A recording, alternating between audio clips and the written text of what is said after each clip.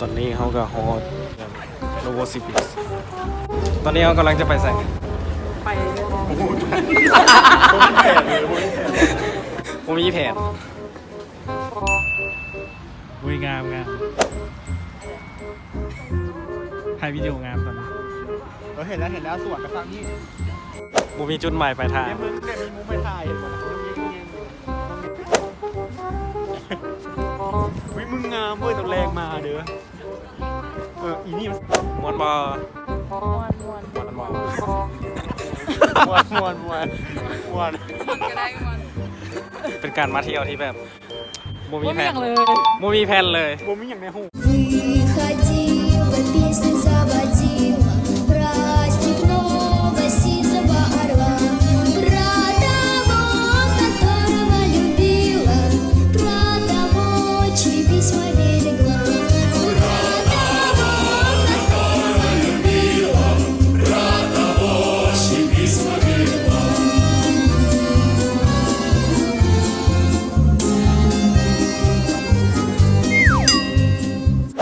ตื่นได้แล้วจ้า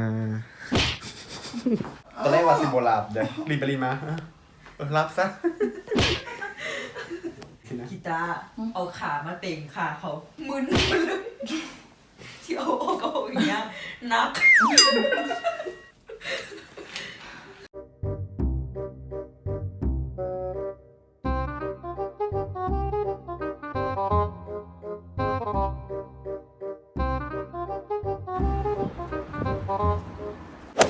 ตอนนี้กันโลห่างแล้วเนาะกำลังซีกับซีหน้าตอนนี้เมื่อยแล้วกันเสียเงิน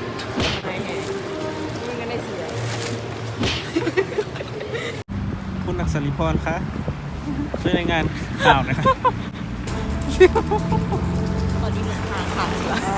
ตอนนี้หลงทางค่ะ ตอนนี้หลงทางค่ะตอนนี้กับว่าเราจะคัดในเขาเมืองเลยเนาะตอนนี้เนาะแท็กซี่ก็สั่งบ่ได้เนาะตอนนี้แท็กซี่กับว่ามีเน็ตตอนนี้นะนี่กับว่าได้ย่างกับวิแมปแล้วเขาสับดาบแล้วตอนนี้นะบอกกูจีบกูดิค่ะมาให้อย่างโนโวกูโมโห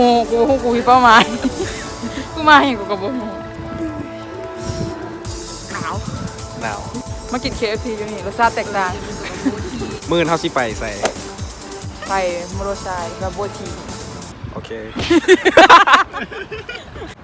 แบบแท็กซี่ผ่านต้นหน้าตัวตาแต่สั่งบ่ได้เราจะยืนอยู่ตรงนี้อีกนานแค่ไหนกูหนาวไปย่างบ่สันไปย่างไปย่างกลับตอนนี้เราตัดสินใจย่างกลับ 1.5 กิโลเมตรขาดหน่อยโทรศัพท์กูเบิ่งแมปบ่ได้เนาะแท็กซี่กับพี่ต้องใส่ทักษะการดมกลิ่นอู้งามเลยงามขนาด1 โมงก็ออกมาหลอดลากับมีวอกับสิมีคนหลักเลยอยากสิมีวอตักก็บ่เห็นตายิ้ม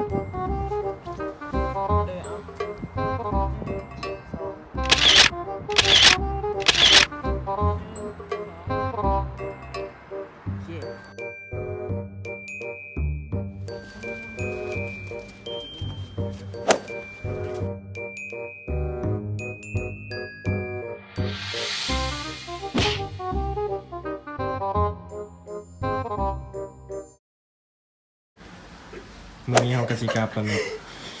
เขามากระหลายมือคนนะปีนี้เลยแต่มือสุดท้าย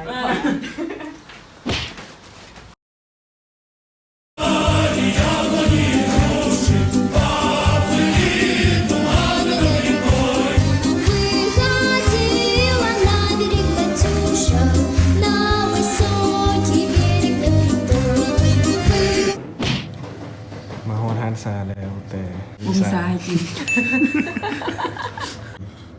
โรงเรียนตอนโลกนี้ดีห้องฮานนี้ก็มีได้เฮา4 คนห้ามาง่ายๆเห็นไหมมาวันไหนฮะอุ้ยเดี๋ยวนี้เป็นอะไรเพิ่มดีงานอยู่5อย่างบอกว่าตั้งใจว่าสิมากินซานมไข่มุกแต่ได้กินอันนี้บีออกมีรสชาติก็คือจางๆก็คือแบบเอาโกโก้มาผสมน้ำร้อนแล้วก็กินไข่มุกใส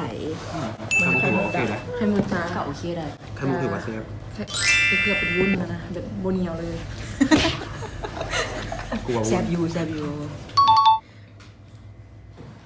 มันกรอบกูนะ บอกแล้วกันลูกเมียมึงเป็นร้านใหม่นอกกัน ดูหน้ามัน พวกแค่บอกได้ตัว Бочка бас колбасит солод, колбасер по пояс голый.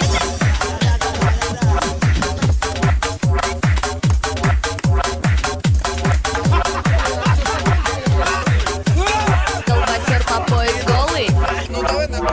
Бочка бас колбасит солод. Бочка бас колбасит солод. Бочка бас колбасит солод.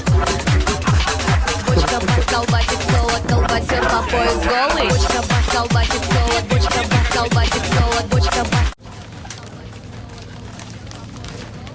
มาเมามีเกาหลี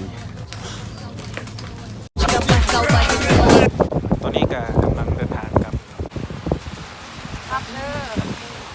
ครับครับมันนี่แหละก็ว่าเลย เอาอย่าง ให้ร้องอย่างนั้นมึงต้องการเขา จบไปแล้วเนาะกับทีมโนโว